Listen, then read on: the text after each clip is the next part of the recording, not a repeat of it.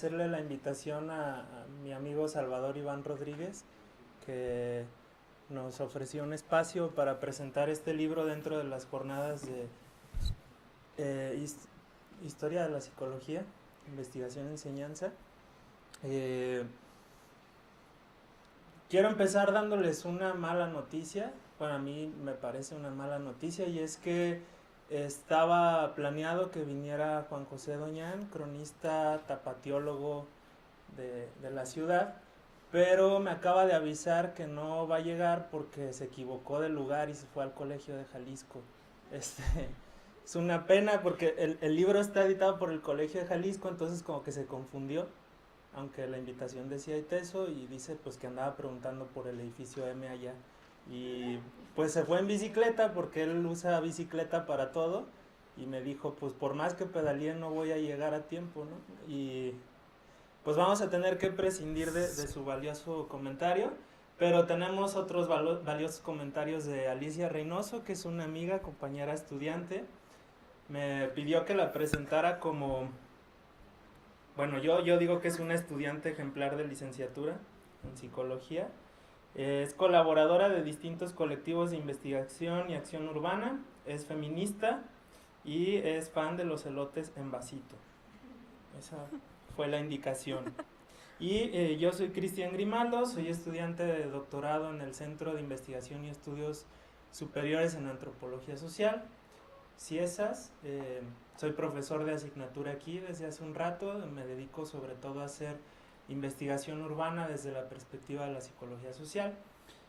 Y también me gustan los elotes en vasito. Y esta presentación es la primera presentación de este libro, que es mi primer libro, La Barranca de Huentitán. Y me gustaría empezar pues platicándoles un poquito sobre lo que es la barranca. Digo, no les voy a hablar tanto de los contenidos porque esa es más la chamba y el interés de Ali, pero les voy a hablar un poco sobre la historia íntima del libro, porque todos los libros tienen una historia íntima y casi no se habla de esas historias, ¿no? Y pues las únicas oportunidades de hablar con gente que va a leer el libro sobre estos temas pues es en estos casos. Eh, Voy a leerles un poco lo que quiero compartir, porque como son varias cosas no quiero que se me olvide ninguna, y prefiero darle lectura. Um, Voy a empezar platicando un poco sobre el preámbulo de la vida de este libro, que es decir, el momento de la gestación del libro. Lo primero que tengo que contarles al respecto es que a mí la barranca de Huentitán no me gustaba. La visité por primera vez cuando tenía como 7 años y pensé que sería la primera y la última que iría. La verdad es que, como dice Juan José Doñán, la barranca no es para espíritus perezosos. Y en esa época yo era un niño acostumbrado a jugar muchos videojuegos y correr pocos metros, y mi espíritu pues era bastante perezoso entonces. Narro un poco de eso en la introducción del texto, pero prometí que no les voy a contar tantas cosas del contenido, así que no les digo más de ese detalle. Pero el punto es que la primera vez que fui, iban mis papás, que están aquí acompañándome, mi hermano también, y un tío, y todos ellos, a diferencia de mí, eran muy poco perezosos. Entonces, pues yo iba bien contento, ¿no? Quien no haya ido a la barranca de Huentitán, le platico a grandes rasgos. Es una barranca de más de 500 kilómetros de longitud. Se le conoce en general como la barranca del río Santiago, el río Grande. Y empieza desde del Salto en Juanacatlán y se acaba en las llanuras de Nayarit. Entonces imagínense la magnitud, las dimensiones de esta falla geográfica, es enorme. Y tiene varios accesos, o sea, puedes llegar a esa barranca por diferentes lugares, y esos lugares le dan diferentes nombres. Entonces hay gente que piensa que son diferentes barrancas, aunque es una muy grandota, ¿no? Hay quien habla de la barranca de Huentitán, la barranca de Oblato, la barranca de Ibarra. Esa siempre se me ha hecho muy interesante ver cómo la gente piensa que son distintas. Y en el caso de Guadalajara, el borde de la ciudad llega hasta allá. Eso quiere decir que si una persona se cayera de ahí, caería a 500 metros de profundidad. O sea, es una cosa enorme, ¿no? Y imagínense un niño de 7 años gordito, estaba más gordito que ahorita, bajando 500 metros, ¿no? Y luego subiendo esos 500. O sea, y además es una diferencia de altitud sobre el nivel del mar que empieza a hacer que se te hinchen las manos, que te palpite más el corazón, no se te ponen los cachetes rojos. Y mis papás me advirtieron, porque mucha gente va sin conocimiento de todo esto y se baja y bien contenta, ¿no? Pero cuando quiere subir ya no puede. Mis papás me decían que no me animara a hacer eso, ¿no? Que hasta aquí, hijo, ya, vámonos para arriba. Yo creo que había bajado como unos 50 metros nada más. Y pues subí sin alma, subí sin aliento, sin ganas y juré que no iba a volver nunca porque estaba totalmente enojado, llorando, un chiquillo berrinchudo. Y, y no volví, ¿no? No volví hasta muchos años después, cuando tenía como 22 años, 21. Eh, y eso tiene que ver con la historia íntima del libro, ¿no? ¿Por qué rompí el juramento de no volver a ese lugar? O sea, ¿qué fue lo que me hizo regresar? Y el motivo por el que volví es algo que no van a encontrar de manera explícita en el libro, y eso es una de las intimidades más fuertes del texto, tiene que ver justo con la psicología social. Entonces, para que tomen nota del chisme, porque la dedicatoria del libro se refiere a ese motivo. El libro está dedicado al beneficio de la duda. Y eso es porque cuando yo estudiaba psicología social en la Universidad de Guadalajara, había muy pocos escenarios donde uno pudiera hacer investigación o cosas de psicología social. Entonces llegué con un profesor que es investigador urbano, muy bueno, pero con un genio muy malo.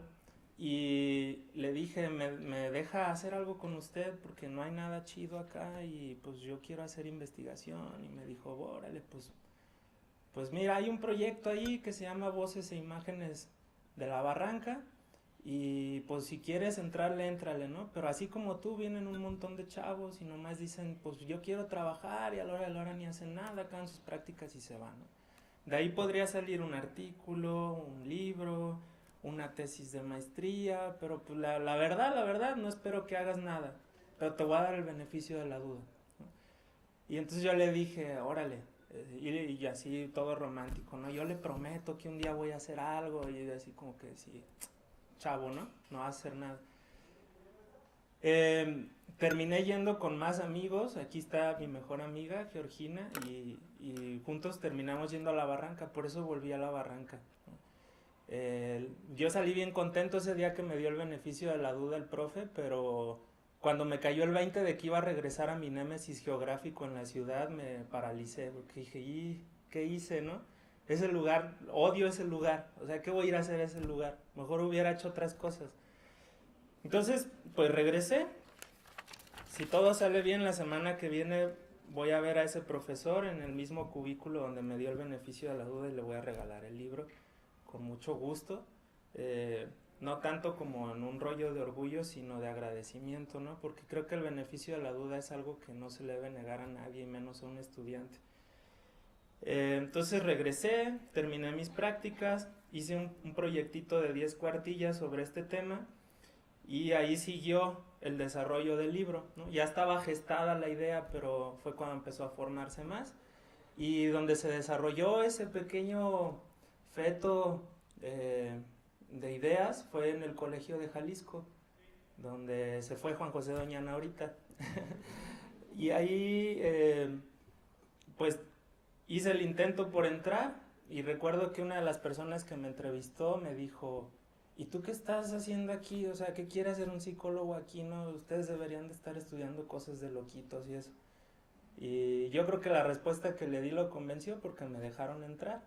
Y la otra persona que me entrevistó está acá, que fue mi directora de tesis, una arquitecta muy genial, junto con un geógrafo también. Entonces imagínense un psicólogo trabajando con geógrafos y arquitectos, era todo un rollo. O sea, para mí fue una experiencia fuerte, fue un reto. La doctora Estrellita suele decir que me domesticaron porque era medio salvaje, ¿no? Este, pero me abrió muchas perspectivas. Y entonces en ese periodo fue cuando empecé a conocer a más personas. Ahí pude conversar con gente que sabe mucho, como el ingeniero Gerardo, que también vino hoy, ¿no? Que se ha dedicado mucho tiempo a trabajar en la zona de la barranca y que sabe mucho de los parques. Y así fue creciendo el libro. Entonces, incluso en esa época fue cuando conocí a Doñán. No, eso fue antes. A Doñán lo conocí en un café, lo vi llegar, lo había visto en la tele y como buen investigador fui a incomodarlo y le pedí sus datos, ¿no? Y yo ahora pienso, en esa época había inseguridad, pero no me imagino cómo alguien me hubiera dado su teléfono y su correo. Eso les habla de una persona muy amable, ¿no? La verdad me pesa mucho que no esté aquí porque con la misma amabilidad dijo que venía. Pero así fue como lo conocí. Gina, mi amiga, lo entrevistó y por eso es que hay una entrevistadora extraña que aparece de repente aquí y me da mucho gusto que aparezca también porque formó parte de eso y de muchas otras cosas en mi vida.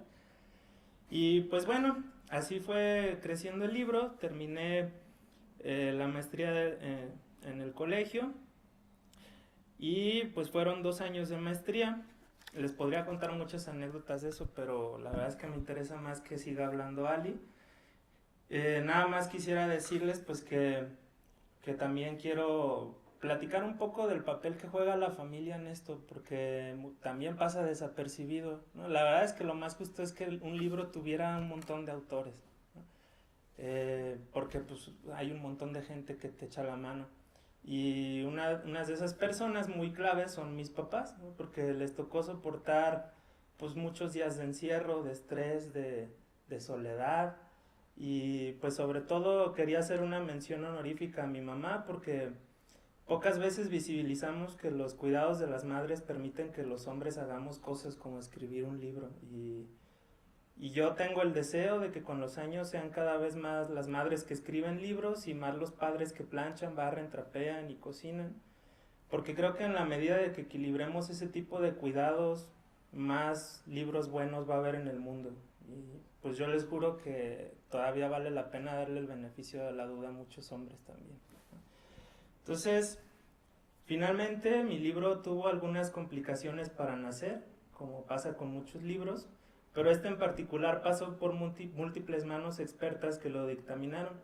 Así como cuando le hacen un eco a la barriga de una mamá, unos decían que venía de lado, entonces yo regresaba a la casa y lo ponía de cabeza otra vez. Y cuando lo volvían a leer, los otros me decían que ya venía de espaldas, lo regresaba y lo ponía de cabeza otra vez.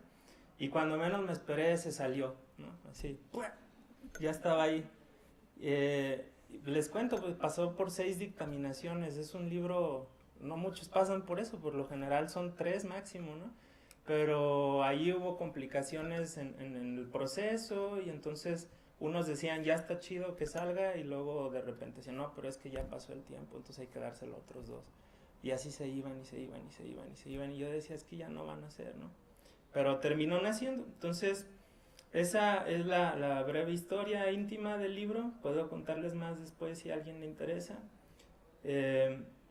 Pasaron 8 años desde que empezó a gestarse. Entonces imagínense un niño que nace de 8 años y eso es lo que tienen aquí, ¿no? Es un bebé de 8 años. Y esta es su primera presentación ante la sociedad. Y pues les agradezco mucho que estén aquí. Hay mucha gente muy querida por mí, estudiantes, amistades, familia, profesoras, colaboradoras de trabajo urbano. Entonces me llena de mucha alegría que estén aquí conmigo, que mis sobrinos estén quietecitos y atentos. Y pues eso es todo de mi parte. Le dejo la palabra a Ali para que nos platique más sus impresiones. Hola, buenos días. Bueno, gracias por compartirnos tu como experiencia afectiva del libro.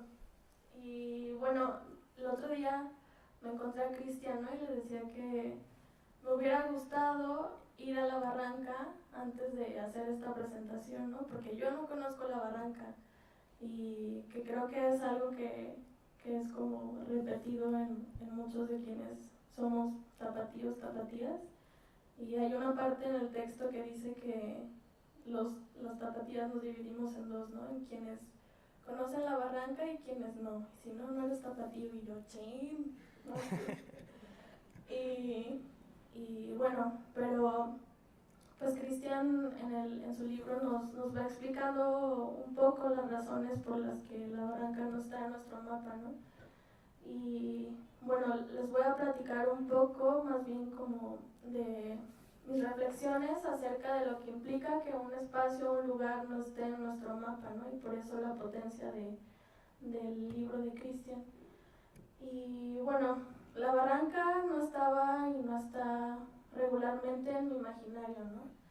Y ha venido al imaginario porque está como en esta parte de que se está consumiendo el paisaje, ¿no? Se ha vuelto como un objeto de consumo y aparece en las fotos en Instagram de que el viaje, y Cristian nombra esto como el potencial turístico, ¿no? Que es como esta parte en la que la modernización logra hacer de las suyas, y entonces los paisajes se convierten en un objeto de consumo, ¿no?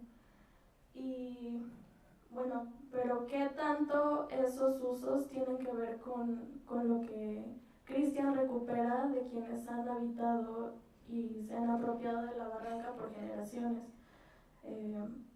Es como, bueno, el libro empieza explicando un poco como la configuración material de la barranca y los procesos por los que ha pasado, ¿no? Como los grandes proyectos que quisieron hacerse en ella, como son un museo, también las villas panamericanas, ¿no? Que ahí también nos habla de un proceso bastante grande sobre nuestra ciudad, porque también el centro pasó por esto, ¿no? Como por estos procesos de despojo y de modificaciones violentas en el espacio, ¿no? Entonces empieza por explicar como todos estos intentos que hubo de modificaciones materiales, ¿no? Y después se hace una recuperación de los usos y apropiaciones, como bien lo dice el título, que hacen los habitantes, ¿no? Y bueno, estos usos y apropiaciones producen cosas, ¿no? Producen identidad, producen significados. Y a ver, déjenme checo mi esquemita. Bueno, creo que la importancia ahí es como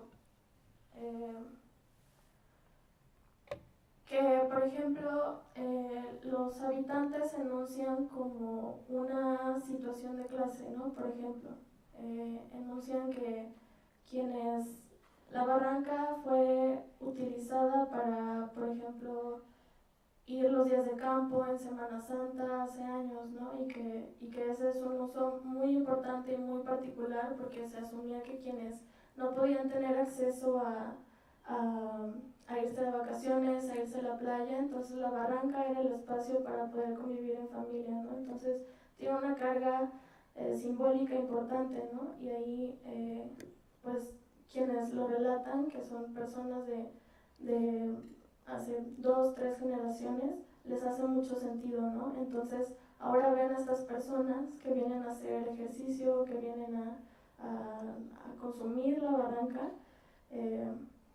pues hace un poco de ruido, ¿no? Como dónde quedaron los días de campo.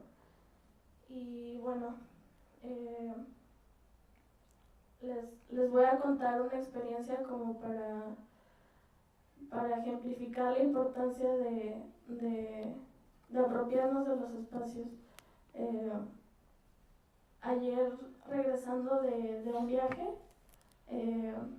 vi la foto de un chico desaparecido en mi colonia, ¿no? Cosa que no me había sucedido, no había visto ningún desaparecido en mi colonia, y me empecé a hacer estas preguntas de qué uso, no tengo idea de los usos de mi colonia, no tengo uso de conocimiento de la apropiación que tenemos de ella, no conozco a mis vecinos, ¿no? Y me hizo pensar en la importancia de las preguntas que que le hace Cristian a la Barranca, ¿no? Como de decir cómo se gesta la identidad, cómo se gestan estas redes a través de los usos cotidianos que les damos, que, es, no, que es muy peligroso no entender más allá del espacio material, del espacio físico, porque limita nuestras capacidades para construir red, ¿no? Entonces, la forma en la que Cristian logra tejer todos estos significados, todas estas apropiaciones, creo que dan sentido para poder elaborar como esta red sobre los diversos lugares, ¿no? Porque vivimos en una ciudad fragmentada, entonces creo que este ejercicio de enunciar cuáles han sido las transformaciones por las que han vivido nuestras zonas, nuestras colonias, nos hablan de la identidad, de los anclajes, de la carga simbólica que tienen, ¿no? Entonces ahí creo que está la potencia de poder enunciar todo esto. Y también parte importante a destacar es que también se nombra que quienes lucharon ante estos procesos de modernización que se intentaron hacer en la Barranca fueron personas que ahora tienen más de 65 años, ¿no? Y que es como una constante repetida en otras zonas de la ciudad, ¿no? Entonces, me hago la pregunta de quiénes seguimos luchando por espacios como la Barranca, ¿no? Quiénes seguimos enunciando o demandando estas violencias estructurales, ¿no? Entonces, es como importante también en ese sentido que rescata esas voces que son de resistencia, ¿no? Entonces, creo que este texto y esta investigación debería ser un ejercicio repetido sobre cómo nos apropiamos también de nuestros espacios, ¿no? Y no de los espacios ajenos o espacios que nos generan curiosidad, sino también de los propios espacios, ¿no? Para que cuando camines en la calle y veas que tu vecino desapareció, sepas quién es, ¿no? Y bueno, que es parte importante de que no lleguemos a este punto que Cristian nombra como la mutilación de la memoria y el paisaje, ¿no? Entonces, pues sí, es súper potente hacer este ejercicio de investigación y creo que este libro puede ser como un primer pasito para un montón de cosas que hacen falta, por decir, de la Barranca, ¿no? Y Cristian lo dice, todavía esto puede ser el punto de partida, ¿no? Y pues nada, que ganas de que se repliquen este tipo de investigaciones en otros espacios y hechos con tanto corazón y con tanta voluntad por visibilizar las voces, ¿no? de quienes habitan y no solo transitan los espacios, ¿no? Y pues nada, también gracias por el beneficio de la duda.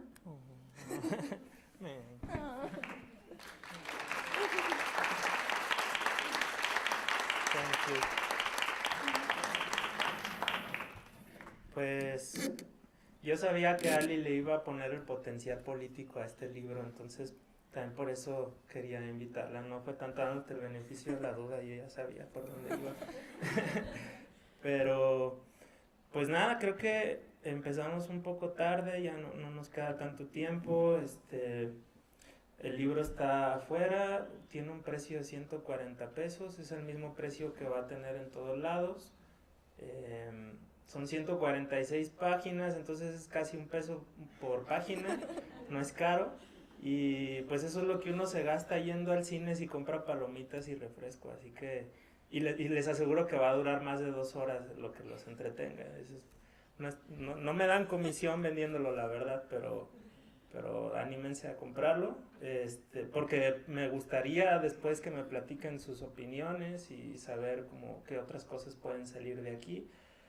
Es un libro que profundiza en algo que a mí me dio mucha curiosidad y es justo lo que decía Ali, ¿cómo es posible que desaparezca entre nuestra percepción una barranca de 500 kilómetros de longitud? O sea, hay gente que no sabe dónde está. Si le dices para qué lado es, te va a decir para allá, ¿no? O sea, y esto a mí siempre se me ha hecho sorprendente porque digo, David Copperfield quedó corto cuando desapareció la Estatua de la Libertad. O sea, aquí desaparecimos una barrancota. Y la desaparecimos de muchas formas. O sea, desapareció simbólicamente, pero ha desaparecido cosas materiales. O sea, ahí abajo, y esto es importante decirlo, vivían dos poblaciones rurales, eran las últimas poblaciones rurales que tenía Guadalajara y desaparecieron hace unos años, por ahí del 2010, cuando empezó lo de la presa de Arcediano. Tenía el único puente colgante que había en la ciudad, un puente colgante que se hizo con cable atirantado producido por la misma empresa que hizo las del puente de Brooklyn, y se trajo el cable desde allá. O sea, hay unas cosas bien interesantes. El primer alumbrado público que tuvo la ciudad de Guadalajara funcionó con energía eléctrica producida por la barranca. O sea, les puedo contar un montón de cosas. Es más, la ciudad nació donde nació gracias a la barranca. Eran primeros fundadores huyendo de un lado al otro de la barranca, protegiéndose de los indígenas que se las hacían de tos. Entonces, pues la verdad, parece que es un libro temático, pero es un libro que trata más que nada de la ciudad, ¿no? Entonces, les recomiendo que le den una checada si tienen tiempo. Y terminamos porque viene Iván. Hasta las 10:40, pero ya no tengo más que decir. Improvisé mucho. Pero, pues no sé, igual ahorita es una oportunidad para que alguien más pueda comentarnos algo. Veo que hay un micrófono ahí que parece de karaoke y pues si alguien se anima a echarse una rola, pues estaría padre. Igual a lo mejor voy a verme muy impositivo, pero la doctora Estrellita acompañó mi formación y ella también es muy responsable de lo que está aquí. La presentación del libro está a cargo de ella y quizá pudiera contarnos algo más que no haya dicho.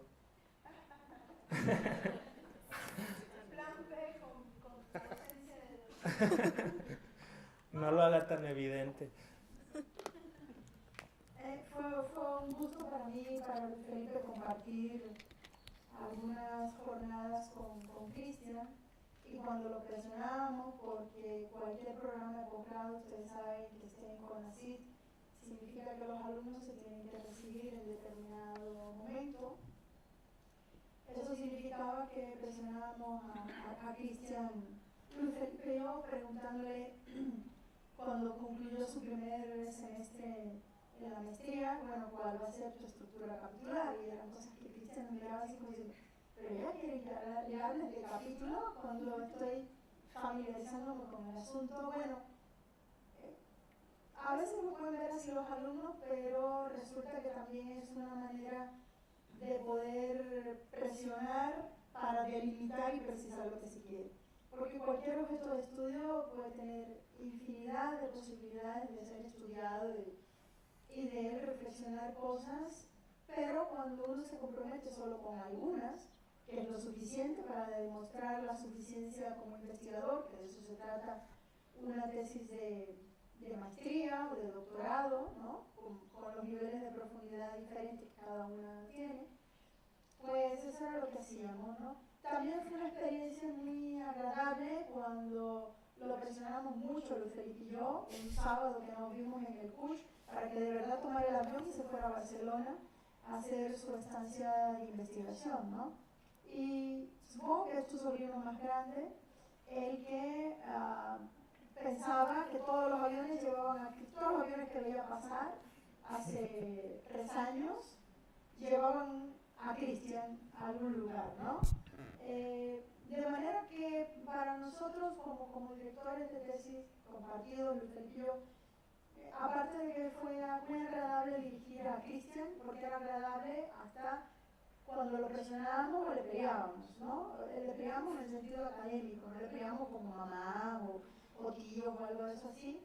Era agradable porque porque podía ser receptivo, aunque en primera instancia nos frunciera el ceño, ¿no? Por el lado profesional. Y por el lado personal, también para Luis Felipe y para mí, era agradable esa vuelta de Cristian de Barcelona, que fue un mes y medio, menos de 2 meses en Barcelona. Ver que Cristian ese viaje también le había hecho conocer a otros investigadores y abrirle perspectivas que quizás ya no iba a poder usar o desarrollar en la tesis de maestría, para la cual ya faltaba muy poquito que se terminara de escribir y se presentara como tesis doctoral. Perdón, pero tengo mucha alergia en estos días porque tenemos un mal clima en esta ciudad, ¿no?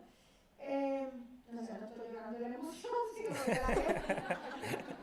Pero que llora nada más un solo ojo izquierdo, ¿no?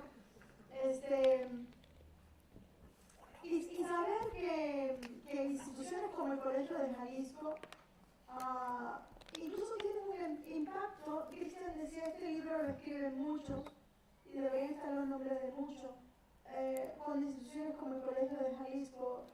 Yo soy profesora en la Universidad de Guadalajara, pero estoy comisionada para la investigación en el Colegio de Jalisco hace muchos años. Es más, mi última formación fue en el Colegio de Jalisco, en la primera generación del doctorado del Colegio de Jalisco. Y les decía que también uno comienza a ver la responsabilidad que tienen instituciones, llámese el Colegio de Jalisco, Universidad de Guadalajara, ITESO, da igual el nombre que tienen, porque trascienden más allá de los propios estudiantes que están allí. Tienen también un impacto en la familia, ¿no? Es un sobrino pequeño que pensaba que todos los aviones probablemente iban a Barcelona y que Cristian andaba todos los días en algún avión. Y también para la familia, que puede ver que es posible no solamente tener una formación de licenciatura de uno de sus miembros o de todos sus miembros, sino también formación de posgrado. En este caso fue la maestría. Ahorita Cristian está casi por terminar y debe estar en listera de terminar el doctorado, y eso impacta no solamente al estudiante que pasa por nuestras instituciones, sino a un ámbito familiar, un ámbito de amigos, que ven que es posible, o sea, que estas cosas no dependen primero de venir de determinada familia con unas condiciones. Siempre empezamos por pensar que son las condiciones económicas, y que esa es la trampa también que tenemos hoy en día, ¿no? Donde todo lo valoramos a partir de condiciones económicas y no valoramos o no vemos, y ya lo pensaba a propósito de las reflexiones que hacía, ¿cómo se llama? Ali, como tú le dijiste. Tenemos que invertir esas cosas, donde se pueda poner a la cabeza otros valores y no los económicos, ¿no? Donde nosotros no podemos saber, no podemos cuantificar económicamente el impacto que puede haber tenido que hayas pasado por la universidad para tu licenciatura, por el colegio para la maestría y por CIESAS para tu doctorado, ¿no? Probablemente más allá de preguntarte dentro de unos años cuánto ganas, pero no eres tú o lo que tú vas a hacer con esos ingresos, sino esos otros impactos que a veces son de carácter mucho más simbólico, de carácter mucho más íntimo, ¿no? Que tienen que ver con tu entorno, con tu familia, con tus amigos, con las instituciones donde vas pasando también como profesor que eres, y que también tendrás la responsabilidad de dirigir a otros, de empujar a otros, de hacer lo que vayan a otro país, a hacer una estancia, aún cuando hubo un atentado, aún cuando probablemente pienses, como es cierto, no te va a alcanzar el dinero de una beca CONACYT, etcétera, etcétera, ¿no? Y a pesar de eso hay que ir, y a pesar de eso hay que estar. Y esas son las partes de, digamos, ya no íntimas del libro, sino íntimas de una formación, pero que cuando digo íntima no se refiere a una sola persona, sino que tienen un impacto también social. El libro, que lo he tenido que ver en versión de tesis y luego en versión de libro, es verdad muy satisfactorio, y todavía Cristian está en una reflexión sobre la barranca. Lo digo con conocimiento de causa, no a beneficio de la duda, con conocimiento de causa. Acabamos ayer de revisar tu texto, Agustín y yo, el que tiene que ver con un coloquio que tuvimos en noviembre sobre el patrimonio cultural y la sostenibilidad, y invitábamos a Cristian a que participara en este coloquio, que es de una red que cada 2 años nos reunimos y que coordinamos Agustín y yo. Y leíamos este texto, que es un texto muy ameno, pero que está justamente en eso que pasa con los temas, que volver a ellos no significa repetirlos, ¿no? Hay quien lo ha malentendido así, ¿no? Y es una flojera leer a alguien que vuelve a decir lo mismo. Pero cuando volvemos a un texto como este que ayer terminamos de leer, muy bueno, y te debo decir que con la sapiencia del idioma de Agustín, ahí te colamos unas 2 o 3 comas más. Creo que me faltan 2 páginas de un artículo, una entre páginas de artículo que ya me dirás. Vemos que lo que hay es un nivel de profundización en la reflexión para un texto que es muy cortito, ¿no? El de un capítulo si lo comparamos con el de un libro. Pero hay eso que Luis Felipe también tanto te insistía, y insiste cada alumno que le ha tocado codirigir con él, y es que cuando tenemos un nivel de conocimiento, de profundidad sobre un tema, somos capaces de ser mucho más claros. Y somos capaces de menos cuartillas, o sea, la investigación no se puede medir por metros lineales, por kilo, ¿no? de papel en las cosas.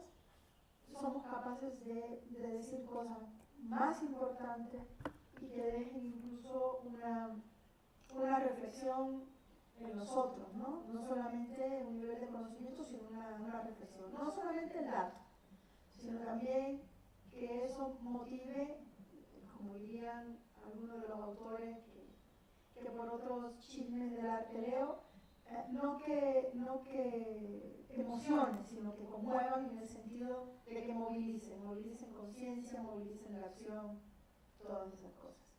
Pues a la salud de la Barranca y a la salud tuya, Cristian. Gracias, doctora. Pues no sé si alguien quiera preguntar algo, les sigo platicando cosas improvisadas. Bye. Sí, yo sí, que ya que tiempo.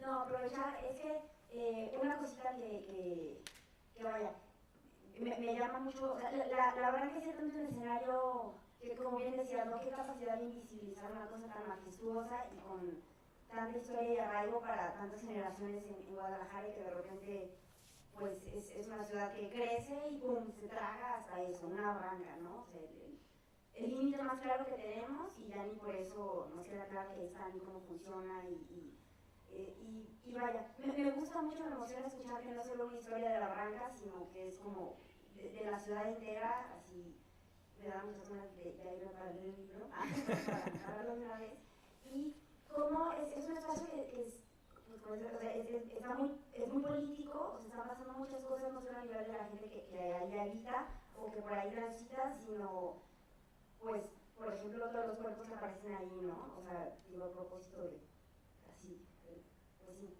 todas estas cosas horribles que están pasando, pero como es un punto clave y que, pues vaya, o sea, justo fue una de las cosas que cuando tuve ocasión de conocer la Barranca hace algunos años, de lo primero, así llegando a hacer investigación de campo, pues en plan de investigación y demás, y bueno, llegaban pues muchas cosas muy bonitas y casual, ¿no? Y aquí aparecen cuerpos.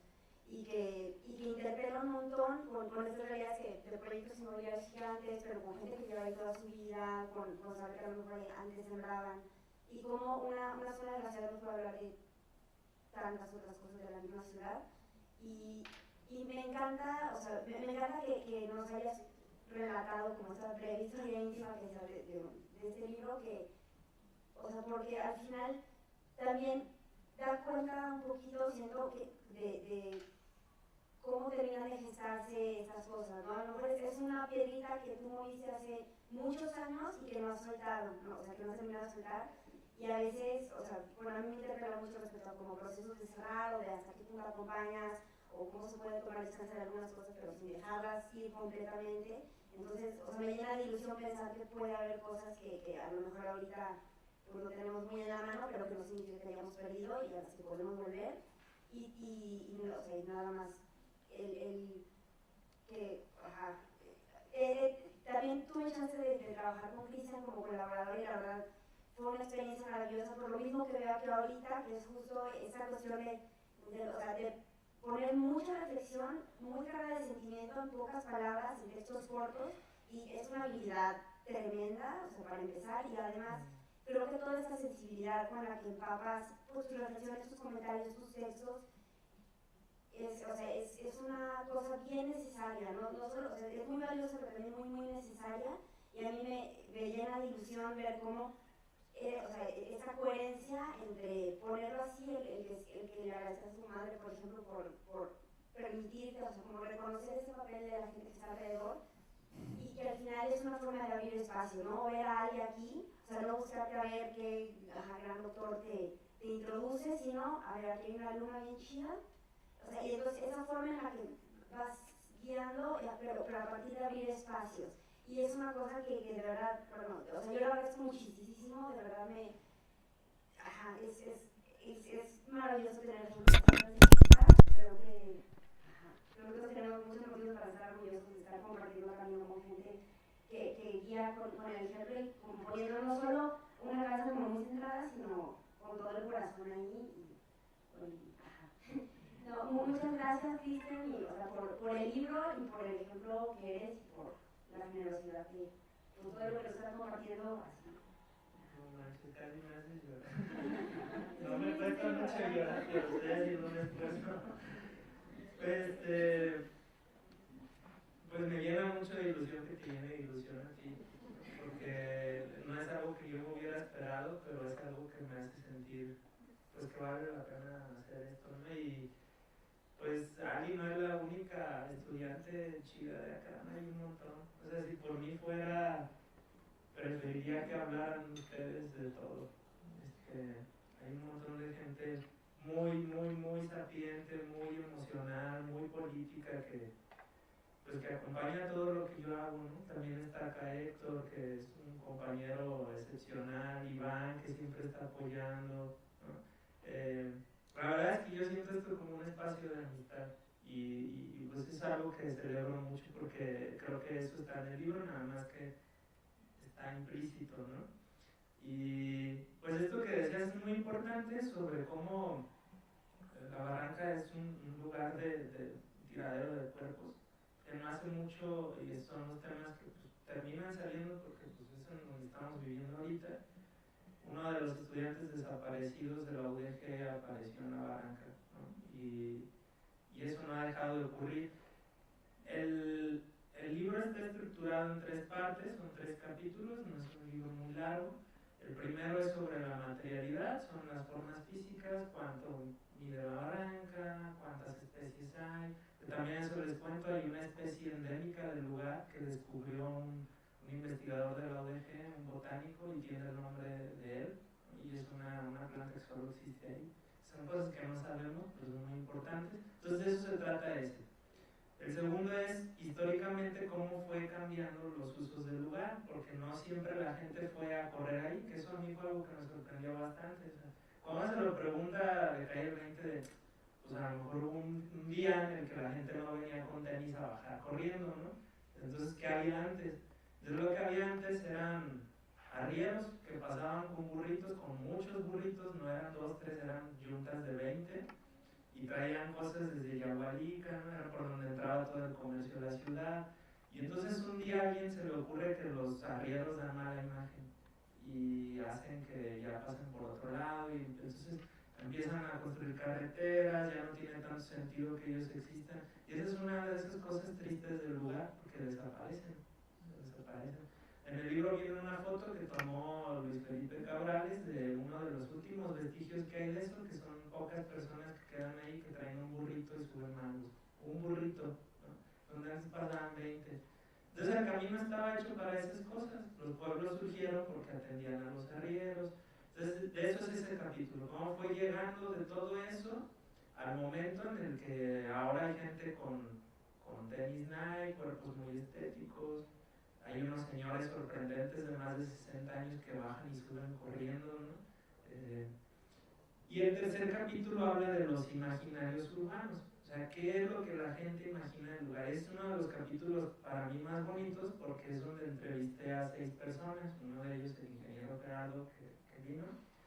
Entonces, un funcionario que trabajaba en parques y jardines, un pintor de la Barranca, un periodista, Juan José Doñán, una geógrafa académica que estudiaba la zona, un vecino, un ex vecino de los pueblos que existían, y un señor que me encanta, que se llama, le dicen el chino de la Barranca. Ustedes siempre lo van a encontrar ahí en la entrada de la Barranca, tiene un loquercito y él cuida cosas si ustedes quieren bajar. Un señor súper amable que junto con otras personas fundó una asociación que se llama Guardianes Amigos de la Barranca, y que protegen el lugar por sus propias cuentas, ¿no? El chino me contó entre otras cosas que una vez lo desaparecieron por estar tratando de proteger la Barranca de ciertos embates, ¿no? Se lo llevaron, le dieron unas vueltas, lo dejaron muy lejos y le advirtieron que se cayera. Entonces son estas cosas que pasan. Y en ese capítulo hay un análisis de cómo se fue hablando de la Barranca en los periódicos a lo largo de 60 años, en el periódico informado. Entonces es bien interesante cuando uno va viendo cómo cambian las temáticas según los intereses políticos, económicos. Y eso hace que nosotros, que nos pensamos ajenos de todo ese proceso, nos hagamos una imagen del lugar. Entonces, hay ciertas categorías que vienen ahí, una de ellas es la nota roja, y uno va viendo que la nota roja supera todas las otras menciones en el periódico durante muchos años. Pero cuando a alguien se le ocurre que pueden hacer negocios ahí, la nota roja se va así, ¿no? Y uno dice, ¿a poco desaparecieron las formas violentas de practicar el lugar? O sea, ya de un día para otro la gente dijo, ya no hay que tirar cadáveres ahí. Pues no, se deja de hablar. Y entonces empieza a decirse, la Barranca es espectacular, vamos a construir un museo Guggenheim, ¿no? Vamos a construir un museo de primer mundo, y entonces todo es bello, y entonces hacer una presa ahí está bien chido porque nos va a abastecer de agua, pero aparte va a haber deporte acuático, y las notas van para arriba, las que tienen que ver con urbanismo, con inversión, con turismo. Y luego de repente se pausa el tema de la presa y otra vez la roja sube y bajan las otras. Y eso lo pueden ver en unas gráficas que vienen ahí. Pero para mí fueron una estrategia para poder entender esas cosas. Y acompañadas de todas estas experiencias de personas que han vivido la Barranca con mucho corazón. Esas 6 personas que entrevisté son personas que aman la Barranca, y a mí se me hacía bien padre ver cómo coincidían en muchas cosas sin conocerse. Y eso también es un imaginario. Y esos son imaginarios no oficiales, y eso me parece muy importante decirlo, porque son formas que nos permiten defendernos. La forma en que imaginamos, queremos, deseamos, nos hacen resistir muchas cosas. Y aunque esto que les cuento tiene que ver específicamente con la Barranca, creo que es una herramienta que valdría la pena que pongamos en práctica para defendernos y cuidarnos de muchas otras. Por ejemplo, ahora estamos muy convencidos de que no se puede hacer nada ante las cosas horribles que pasan allá afuera. Cada vez somos menos los convencidos de que no se puede hacer nada, y eso es muy interesante, porque tiene mucho que ver con cómo nos imaginamos la realidad. Entonces, pues nada, creo que ya les conté mucho. Un último detalle de esos que no les van a contar es que la portada del libro es de una persona visitante asidua de la Barranca, que yo no conozco, es un amigo de mi esposa, que nos facilitó esa fotografía, que a mí se me hizo muy bonita porque es una foto de alguien que va seguido y que pues sintetiza la materialidad de la Barranca. Es un pequeño stencil de un monito que va caminando, que es una forma de apropiarse de la Barranca también, y pues un imaginario porque representa un monito que está haciendo como montañismo, ¿no? Es una imagen de lo que se supone que se hace en la zona.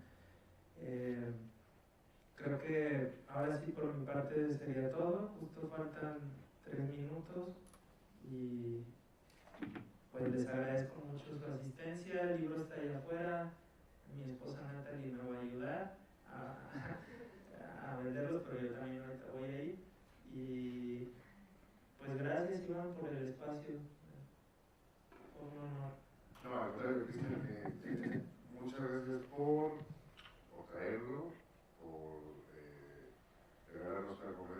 tan resuelta frente a las complicaciones y sobre todo por regalarnos el libro, ¿no? El vendido. No, quiero decir, en términos de autoría, sí, porque, bueno, Las ya galletas la vamos a son ver pasar, pero hay que decirle adiós. No, sobre todo por la escritura del libro, por ser un investigador dedicado y bueno, pues esto, como al tercer dictamen uno ya empieza a tener mala espina. Qué bueno que aguantaste hasta el quinto, eso no se ve todos los días. Y por encima de todo también qué bueno por hacer de la presentación del libro un índice de cómo estamos, de lo que puede ser la Barranca cuando la prestamos o muchos otros lugares de la ciudad y por eso, por regalarnos una reflexión, una desmañanada en pleno sábado y bueno, pues muchas gracias a todos. Seguimos con las actividades de las jornadas, pero pues agradezco un aplauso para Cristina.